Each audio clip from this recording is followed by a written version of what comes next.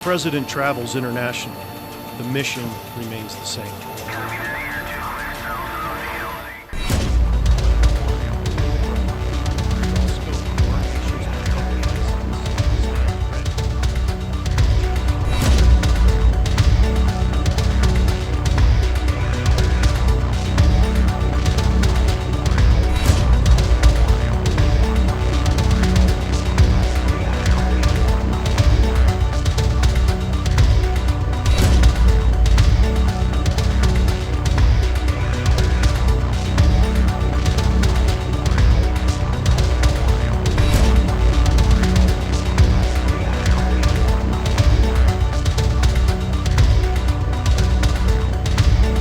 The US Secret Service has dropped a cryptic message about Donald Trump at a moment when tensions are rising with Iran and with NATO allies in Europe.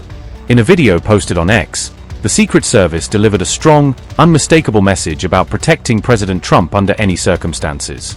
The video was captioned, "Wherever the president goes, we are with him," underscoring constant protection as global risks increase. It showed quick snippets of the preparations the Secret Service undertakes whenever Trump travels, highlighting the scale of planning behind every movement. And in a line many called pointed, the agency said, "The mission remains the same, whether at home or abroad," suggesting threats are being treated as serious everywhere.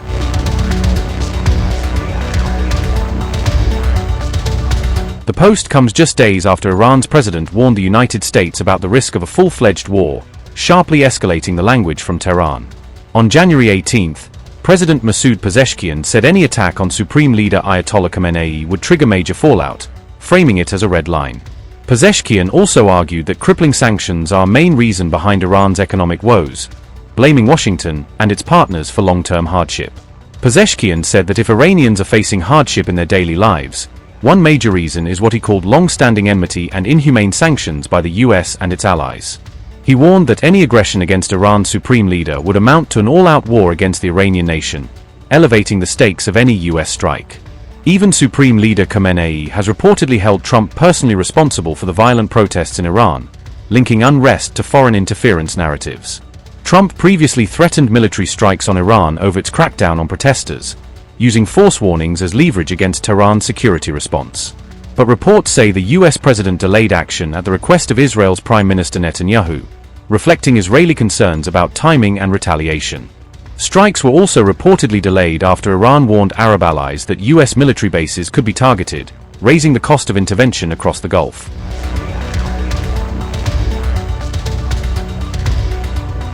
Trump is also facing growing heat over his threat to annex Greenland, a move critics say would shatter trust inside NATO. He has argued the US must take Greenland away from NATO-linked control for national security, turning the Arctic into a geopolitical battleground. On January 17th, Trump announced 10% tariffs on any European nation unwilling to cooperate, adding economic pressure to the political dispute. Countries like the UK and Germany could risk US tariffs for sending troops to Greenland, putting alliance solidarity in conflict with trade interests. French President Emmanuel Macron warned Europe could respond in a coordinated manner if US tariffs are imposed, signaling potential collective retaliation. The EU is reportedly considering reverse tariffs worth $108 billion, a move that would sharply escalate the confrontation over Greenland. Europe's so-called trade bazooka could also restrict US access to parts of the single market or impose export controls, turning trade into a strategic weapon. UK Prime Minister Keir Starmer also condemned Trump's tariff threats on January 18th, even though Britain is one of Washington's closest allies. Starmer said Trump should not threaten tariffs against allies in a way that could trigger a trade war, warning that escalation would hurt both sides. Britain is a pragmatic country. We look for agreement. We believe in partnership. We prefer solutions to slogans. And we will not indulge in commentary and gesture politics that harm the British people. But being pragmatic does not mean being passive. And partnership does not mean abandoning principle. That is why it's important to be clear about who we stand with, what we stand for, and where our interests lie. Now, this is a moment for the whole country to pull together.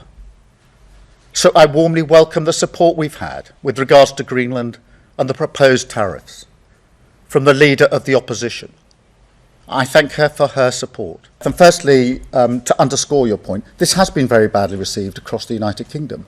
We're allies of the United States, and we work closely with them, and therefore I'm not surprised by the reaction that's been across the United Kingdom, and it is a very serious situation.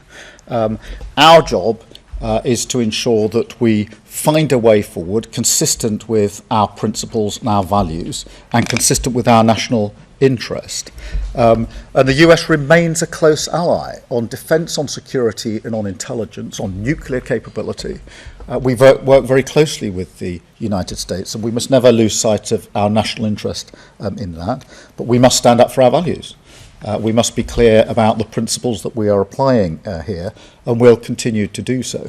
Well, what I'm going to do now is to focus on our national interest and be absolutely clear that that requires us to be clear about the principles that we apply to a situation like this, in particular that the future of Greenland is for Greenland and the Denmark Kingdom, and that tariffs should not be used against allies in this way. In relation to the escalation, look, a tariff war is in nobody's interests, and we have not got to that stage, and my focus therefore is making sure we don't get to that stage, and that's what I'm doing at the moment.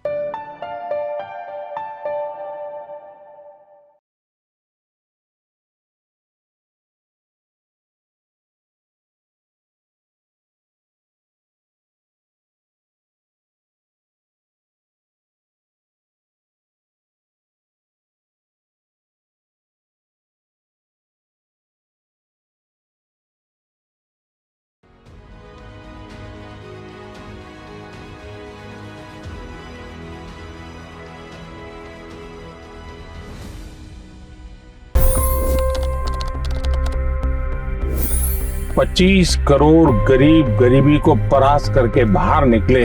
For the good of our nation, let's work together and let's truly make America great again. The fastest news breaks. Requested PM saying that look, you will have to speak to Putin and to Zelensky. The biggest news makers. The relationship with India is probably the most important bilateral relationship the US will have for the rest of this century. The capital delivered quite an election result today. Expert analysis. The million-dollar question today is how to stop this dance of death. Ground reports. I'm standing at the crossroad of the Kumbh Mela. Behind me are more than 100 entry guards. Long-form interviews. Exclusionary politics is reflected in Manipur case as well. You don't bother because this is a small state. Deep dive into burning issues. It's often said DRC could be the richest country in the whole world. It's because of what sits underneath. Why exactly did the US topple the Sheikh Hasina government? HT videos. We don't just break news, we break it down.